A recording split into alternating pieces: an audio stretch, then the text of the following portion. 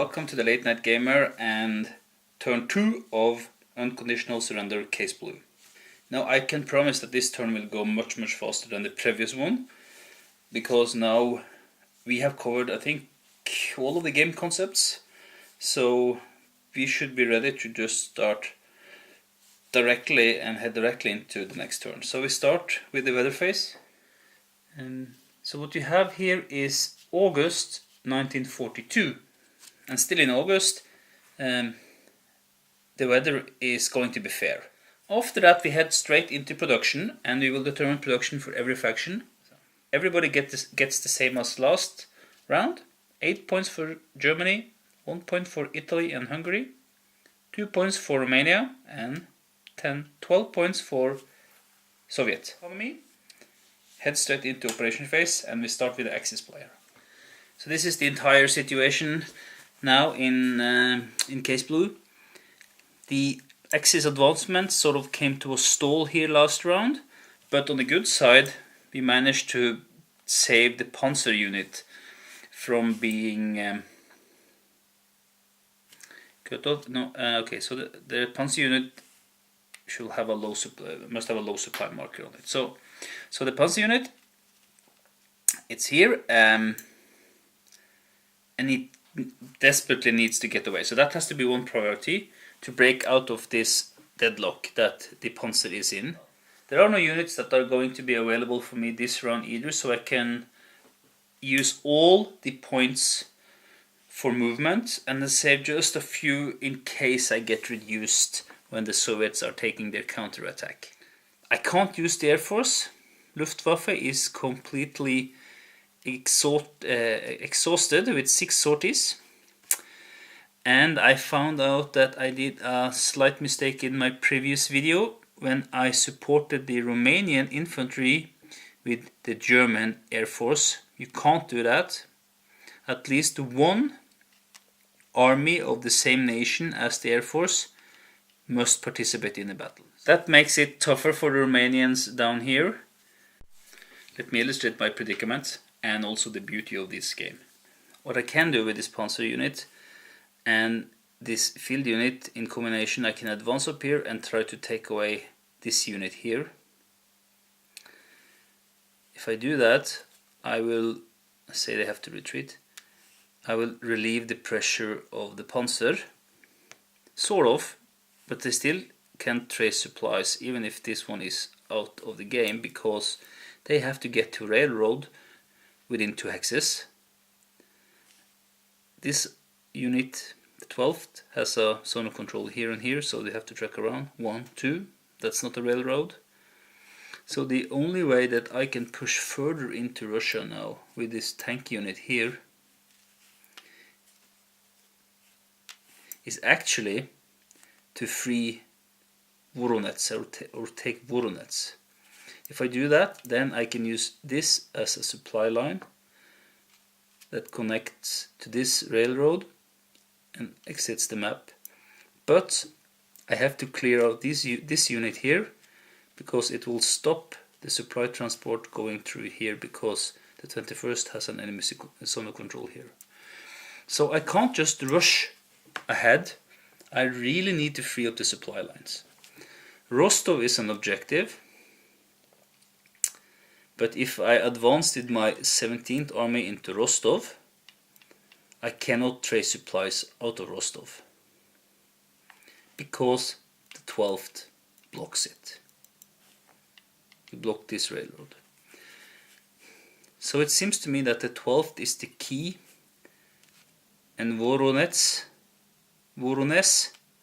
is also a key point, but the Soviets have reinforced quite heavily up in Voronezh.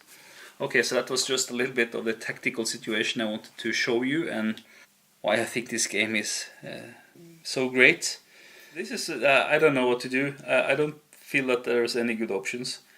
I can start with the Hungarians at least. Let's start with them, and they can try to take out the 21st. And it's a clear hex, so it's only 2 points. On with the attack. That's not a good roll for the Axis player. There is no modifier at all. I forgot to think about if the Soviets would use their tank event marker, but I don't think I would have. And since Luftwaffe is overstretched and can't support a Hungarian army anyway, I find that rule a bit odd, really. Why wouldn't they be able to support their Hungarian allies? I have to look that up. But in this case, the attacker is stopped, so he will actually lose 6 activation points because he can't move anymore. He achieved absolutely nothing. Great move. The Hungarians didn't do the job, so I guess it's going to be down to the Germans. No, actually I'm going to activate the Italians. I'm paying a production point. Yep, and I'm activating the Italians. They are getting 8 movement, as usual, for a leg unit. So they are going to move up to hex 2754. You have to cross a river and into a clear hex. That is 1 for the river and 1 for hex, that's 2. Then they have to go up to 2754. That's a clear hex, so that's only 3 movement points they've used. So I moved around and avoiding enemy zones of control, entering an enemy zone of control here. Have to stop or attack, and I am attacking the 21st. You see, now the 21st cannot withdraw because that will be in my zone of control. So this unit is isolated. That should make my battle easier. So I want to attack. That is going to cost me 2 movement points, 1 for the clear hex and 1 for attacking. The Germans, or the Axis, they don't have any event markers or anything to commit. The Soviets can commit a tank event marker. I'm saving the air support, and I'm also saving the tank unit. No help. Let's roll the dice.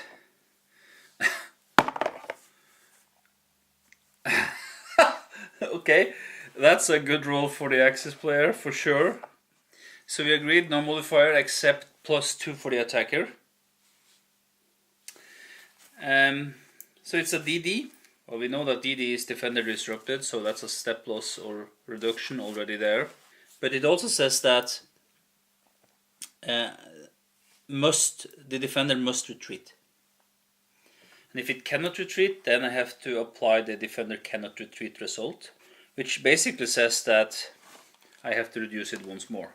So that was a much better attack. I should have done that the first time. I shouldn't have bothered with the Hungarians. I should just have gone around with the Italians, getting the units isolated and attack them. Well, DD, defender disrupted, that is a step loss or a reduction, and now it has to retreat. It cannot, so it has to be reduced again.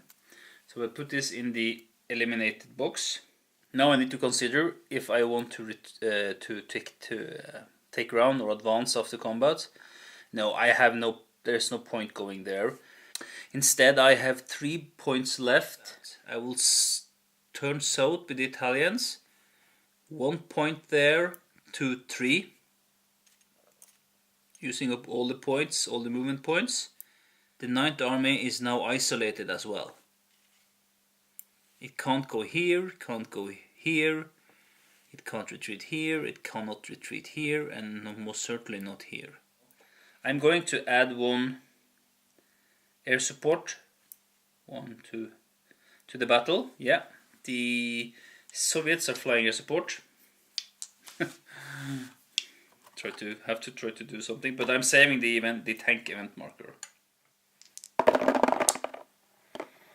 The Italians don't get any bonuses for being Italians. They do get +2 for attacking an isolated unit, and because there is air support, the Russians or the Soviet Union also get 2, but they do still take a defender retreat. Italians are spent. Because the 9th Army cannot retreat, it is reduced. Okay, so now I need to think about relieving the Panzer. So if you think about supply, we can see that the Italians are 2 hexes away from a railroad line that connects to a supply point. So that's fine, they're good. Nothing else has changed. But these guys have a problem. They are in low supply, so they don't really want to attack. Yeah. If I can break the 9th Army and the 12th Army, then the Panzer don't have to activate at all and will be in supply for the next round. Perhaps that's the better way.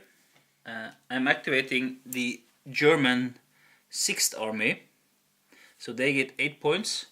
The Germans are down to 7, and I'm going to move along this railroad line here, so I don't have to pay penalty to go over the river. 1, 2 points, and then they will attack the Soviets here. That is going to cost them 2 more. And now we roll the die and see. The rolls. Oh no, I forgot about the support thingy. Well, since I forgot, there is no support. A very problematic roll for the Germans.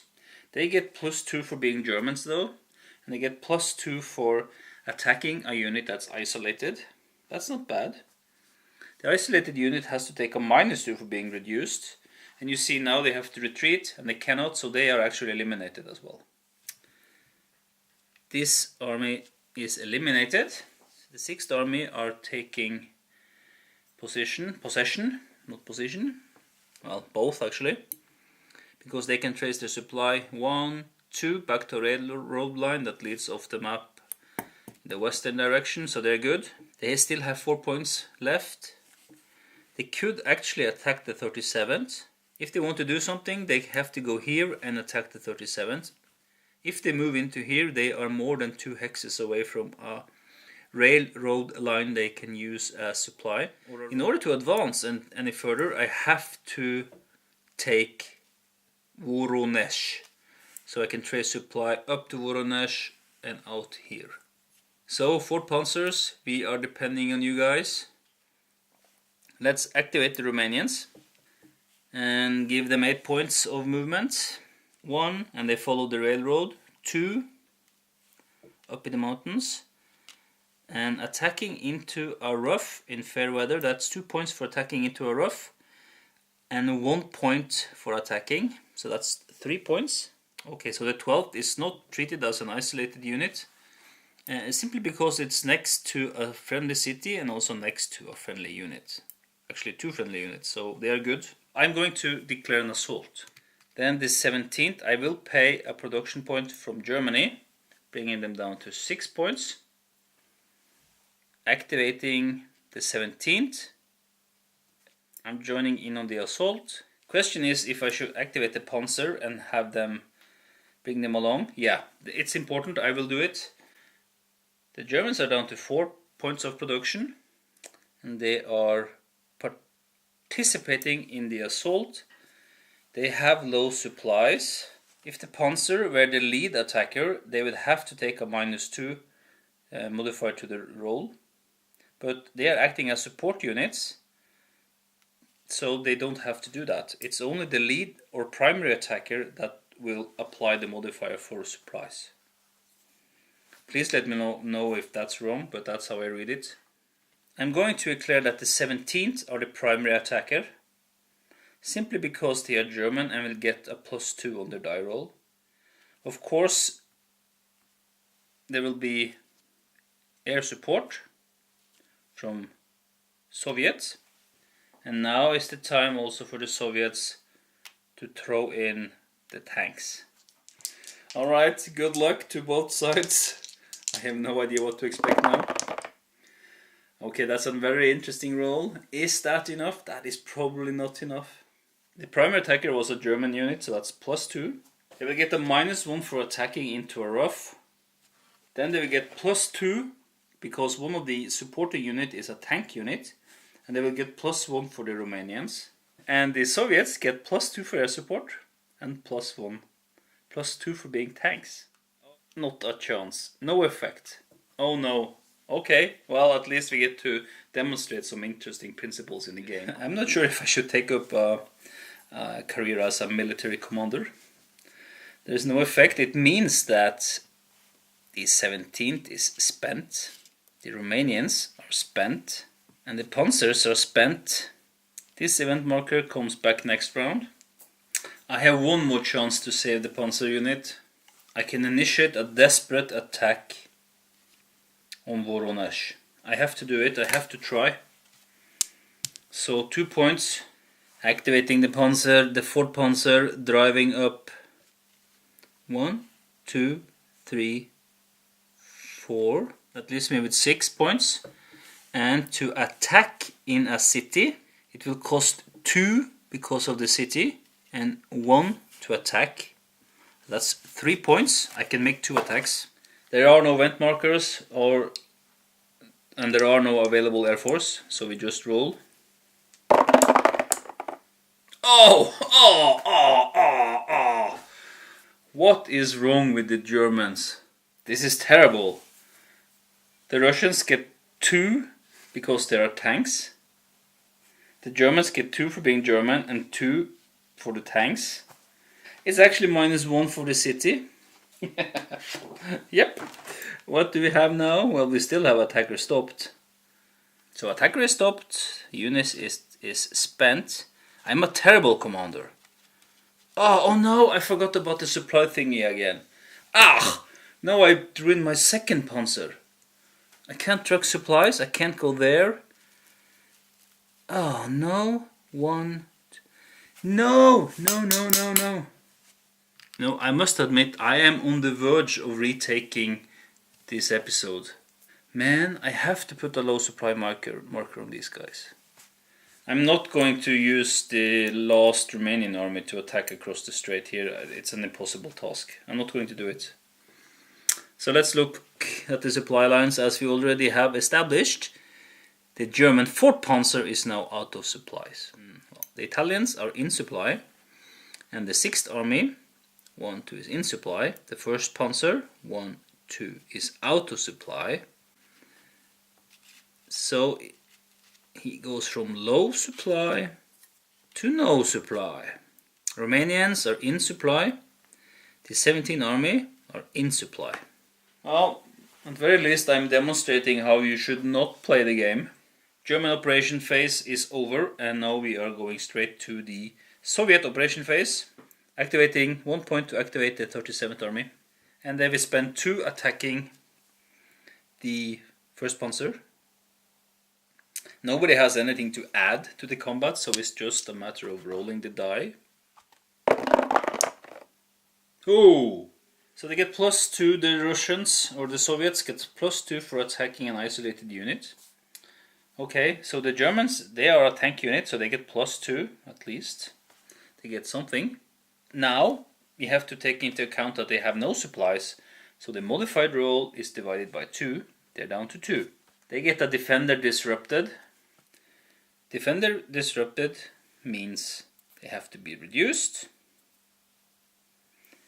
They have to be reduced and they have to retreat. They cannot retreat. Okay, I need to take a no enemy zone of control, and I can decide if I want the Soviets to take ground or advance. They will advance. And this is not a zone of control now, so they can actually go here, paying 1 more movement point to go into here.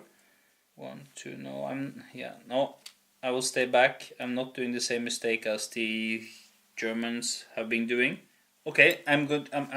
Yeah, why not? I'm trying to attack the Germans here, paying 2 points, going down to 4. So the Germans get 2 because they're Germans, and that is about. That's all. Yeah. So nothing happens. So I'm spending the last 2 points to do that again, to see if I can achieve something. Basically that's a 5-5 because it's 3 for the Germans and they get +2, and the Soviets have 5. Nothing happens. So basically if you get the same on the die roll, nothing will happen. Control marker goes away, so the control marker goes away, and these guys are spent. I should be trying to take out the 2nd Panzer unit that's on the board. Next round I can add on 2 infantry and 1 air unit. I need 3 to clear the sorties. If I can save 8 production points, then I can get on all my units next round. I think Okay, that is worth it. I'm activating this unit for 2. The Soviets have 9 left. 1, 2, 3, 4, 5. And it's going to declare an assault on this panzer here. 6, 7. So that's not a problem. It has enough movement points to do that. I'm paying 2 more production points to add on this tank unit as an assaulter, and 1 more production point to add on this unit as an assaulter. That's 3 more production points. 1, 2, 3. They're down to 6. So this is the last attack that the Soviets are going to do this turn. There are no event markers and no air support. And we need to remember that the Panzer is in low supply. The primary attacker is the Panzer unit that has driven so far. Oh. Look at that roll for the Germans. They got a 1. Is it possible? Can the Russians really take them out? If they do, they're going to be heroes of the Soviet Union. The Germans, they do get 2 for being Germans, but they will lose 2 because they have low supply. So they're back to 1. Oh, so the Soviets, they are getting 2 for being a Panzer unit. The primary attacker is a Panzer unit. And one of the supporting unit is a Panzer, so that's +2. And the other one, it's infantry. Okay, they are 1 modifier away from eliminating the Panzers. That is Defender Disrupted. Defender Disrupted. Being reduced. Now let's see. They have to retreat. If they retreat here, 1, 2, they would be in supply. Thank you very much. Yeah, and I'm ending the operation phase for the Soviets, and I'm going to check supplies. Okay, so we can see that all of the Soviet forces, they are in supply, so there's no problem there. Then you're moving into the no supply phase, and still everybody is in supply. So if there were units that had no supply, they will have to be reduced. In this phase, I can also voluntarily disband air or naval units, regardless of their supply state, but of course I'm not going to do that. Then it's the replacement phase, and Germany has 2 supply points left. They are paying those 2 supplies to upgrade the Panzer, 4th Panzer to full strength. The Soviets have 6 points left. They don't have any reduced units. Let's pay 3 production points to remove 2 sorties from the 3rd air unit. That leaves me with 3 points. So I'm ending the replacement phase. Then we enter the upgrade phase, and there are no upgrades available. The mobilization phase. The Soviet has 2 infantry units that they can mobilize. So let's do that, and because they're Soviet, they only have to pay 2 points for that. So that's a major advantage. 1, 2. They still have 1 point left. Yep, and now let's think about where to put them on the map. I'm putting the 44th in Stalingrad. I'm putting this infantry unit up here. So this guy is sort of a rapid response unit. It can go along the railroad lines south, or it can go north or even west. I must say that as a Soviet player, I feel pretty confident in this game now. I think I can win. I don't think the Germans will be able to bridge this line here, but let's see. We check for victory. Nobody owns all of the factories yet. Then it's the end of turn phase. Remember that we moved the turn tracker in the end of turn phase into September 1942. The second army becomes available. The tanks event marker for the Russians goes in the event box, and they have an upgrade unit that goes in the upgrade box. Let's see where the second army comes on. The German second army do not go in the mobilization box. The German player can now place it on the map. From this hex to this hex, it can come on in any hex. So if I put the German 2nd Infantry in 2751, they should be ready to either go march into Kharkov or into Kursk, depending on the situation. Yep. Last thing in the round, we are moving the units from the eliminated box down to the mobilization box. Yeah. That's the end of August 1942. I hope to see you back in September.